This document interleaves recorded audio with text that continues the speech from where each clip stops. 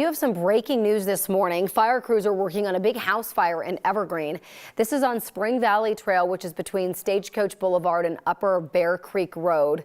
Crews have been there since about 1 o'clock this morning. They say everyone should stay away from this area. Deputies have been going to neighborhoods nearby, notifying them of what's happening at this home. We have a crew heading that way. Once they get on the scene, we'll bring you some more information. Investigators saying the killing of an 18-year-old man in Loveland was random and senseless. Now 3 teenagers are in jail accused of murder.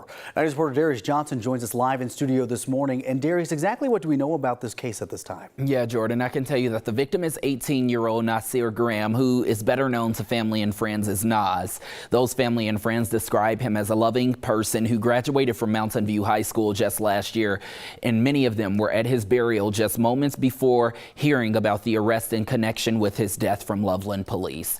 This all happened on January 20th after 10 o'clock at night at the Brookstone Apartments in Loveland. Police say a white pickup truck pulled into the parking lot and stopped in front of a car. 18-year-old Nas was inside.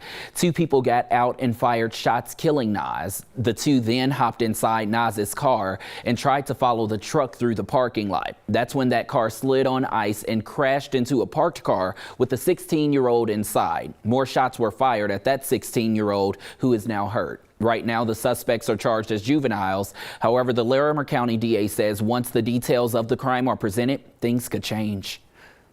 At 15, they're ineligible to be directly filed into adult court. Whether we will look to transfer them, again, is one of those decisions we are going to evaluate based on the full facts of the case at the appropriate time. Right now, 2 of the 15-year-olds are charged with first-degree murder. Prosecutors have yet to charge the 13. However, those charges are expected to be filed by the end of the week. Loveland police say they've received nearly 100 tips about this crime, but have yet to link the 3 15-year-olds to 18-year-old Nas or confirm why he may have been the target, Jordan. Yeah, Darius, a lot of people are waiting for those details, especially the family, who understandably is so heartbroken at this time. You know, honestly, I think the family wants to know why this happened, but I think at the end of the day, they don't care because they see this violence as being so senseless. And even with finding out what happened, it's sadly not going to bring someone they loved back. Absolutely. All right. Darius Johnson reporting. Darius, thank you. University of Denver basketball player Coben Porter made his first court appearance to formally hear several charges against him, including vehicular manslaughter. Porter is accused of speeding through a red light near the DU campus on January 22nd and hitting an Uber driver.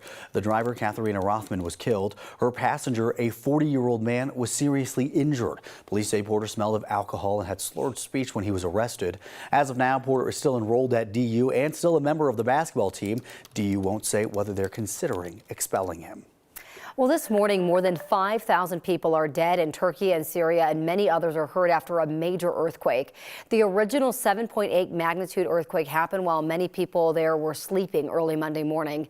Then there were almost 200 aftershocks, some of which were almost as strong as that first earthquake. Thousands of buildings collapsed. People are still trapped in the rubble. Search and rescue crews are trying to get them out. And a lot of people are afraid to go back inside in case buildings aren't stable. So they're spending all day and night outside in freezing temperatures. Aid workers there say they really need help from other countries. Very difficult task for us. We need help. We need the international community to do something to help us, to support us.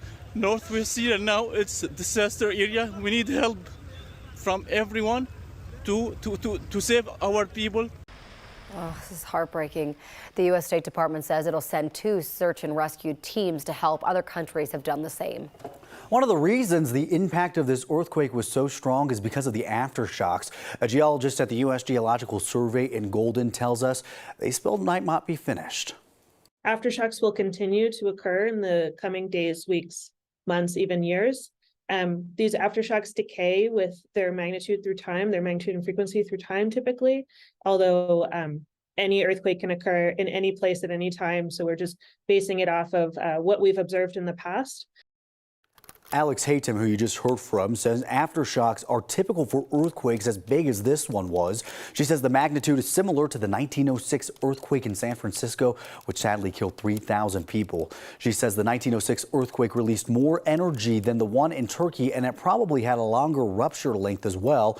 She adds the number of people who live in the area and the strength of the buildings play a really big role in how many people are vulnerable during an earthquake. Tonight, President Biden will give his State of the Union address. He's expected to lay out his administration's priorities for the remainder of his term and give some possible answers about his future. President Biden has not said whether he's running for re-election in 2024. He's hinted at it, but nothing official. An NBC News survey last month found only 31% believe Biden to be a competent and effective president, while 71% say the country is on the wrong track. His advisors hope tonight can sway the skeptics. 2 Coloradans will be honored tonight. One of them is Richard Fierro. He's credited for stopping the suspected shooter in the Club Q mass shooting. The other is Ellen Mahoney. Her late husband Kevin was killed in the Boulder King Soopers mass shooting.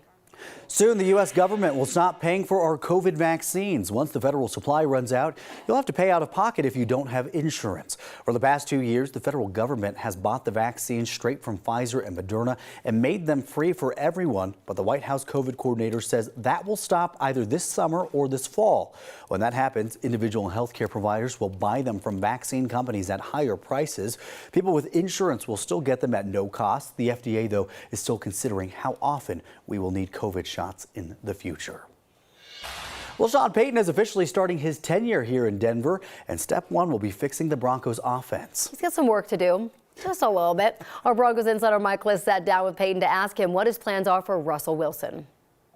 You were asked in the little gaggle out here about Russ and some of the office he has and the coaches that were on the field. I'm not familiar with that relative to what we're going to do. I'm going to hire the coaching staff. There's going to be a certain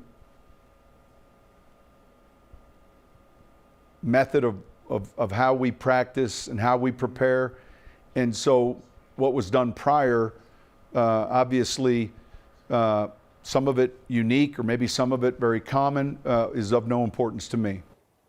He looks good in orange and blue, I must say. So Russell Wilson is in for some adjustments, but Russ says he's fired up and he's excited to get to work. And that's exactly what we need. A lot of people were wondering, how he would affect Russell Wilson's performance. They need somebody that can work with him well on that offense.